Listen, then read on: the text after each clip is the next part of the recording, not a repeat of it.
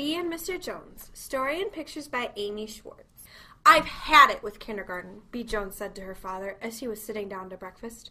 "I've had it with beanbag games, I've had it with clothespin games, I've had it with sitting on that dumb green rug and playing that dumb colored lollipop game. I'm ready for a change." Mr. Jones put down his muffin and coffee. "Beatrice," he said, "do you think I like my job? I'm tired of running for the 745. I'm tired of sitting at that desk and working so hard. I'm tired of laughing at the boss's jokes all day." "Doesn't sound so bad to me," said Bea. Mr. Jones looked thoughtfully at his daughter. "Beatrice," he said, "what if we trade places today?" Bea smiled. "Actually," she said, "that makes perfect sense to me." And so, after breakfast, Bea put on her father's coat and tie. She looked very important. Mr. Jones put on his sneakers and turned cartwheels for a while. He felt better immediately. Bea caught the 7:45 with time to spare. She slid onto the empty seat next to her father's business associate and best friend, Harvey Hopkins. "Morning, Harvey," she said, and then explained that she would be taking her father's place today. "Well," said Harvey, "today is going to be dreadful. This afternoon is the deadline for the Crumbly Crackers campaign, and we haven't come up with a thing." Bea patted Harvey's hand reassuringly as the train pulled out of the station.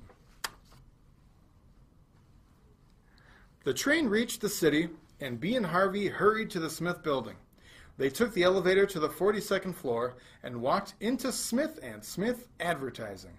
Harvey sent around a memo which read, "Attention! All executives, please note that Mr. Jones will not be with us today. He is at kindergarten. Bea Jones will be taking his place." And Bea introduced herself all around. Meanwhile, Mr. Jones had also arrived safely and soundly at Miss Seymour's kindergarten class.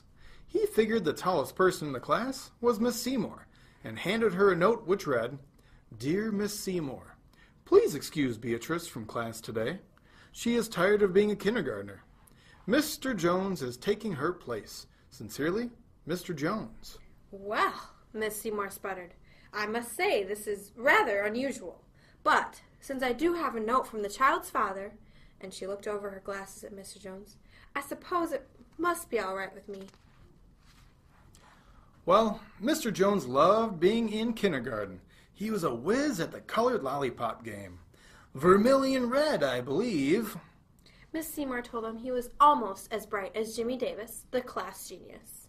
At snack time, Mr. Jones was chosen as milk and cookie monitor, and he didn't spill a thing.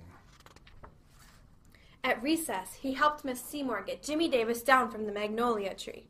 Miss Seymour told Mr. Jones that he was a big help. In fact, Mr. Jones was rapidly becoming the teacher's pet. "Oh, Mr. Jones," Miss Seymour sighed, "you're wonderful." Back at the Smith & Smith, Bea was fitting in just fine, too.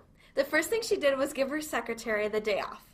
Then she sharpened her pencils and drew a nice picture on her blotter. She was very busy. At the board meeting, Bea laughed harder than anyone at the boss's jokes. She thought they were great. "To get to the other side," Bea chuckled, "that's wonderful." Best of all, Bea came up with a wonderful new jingle for Crumbly Crackers, just in time to save the new account. Gentlemen, listen to this. "Munchy crunchy, my dear snackers, you will love our Crumbly Crackers." Astounding! A genius! That afternoon, Bea was offered a promotion. When Mr. Jones came to pick Bea up at the train station, they were both very tired, but very happy. "I feel more relaxed than I have in 20 years, said Mr. Jones. "I love advertising. What a challenge," said Bea. So the next day, Mr. Jones went to kindergarten, and Bea went to the office once again. And the next day, and the next, and the next. At work, Bea was made president of toy sales. And at kindergarten, Mr. Jones continued to astound Miss Seymour and his classmates with his extraordinary intelligence.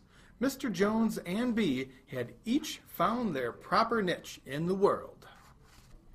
So, remember that big kid you saw getting in for half price at the movie matinee, and you just couldn't believe he was under 12? Well, you were probably right. And remember that very short executive that you saw having lunch with your father last Thursday? Well, perhaps you know who that was.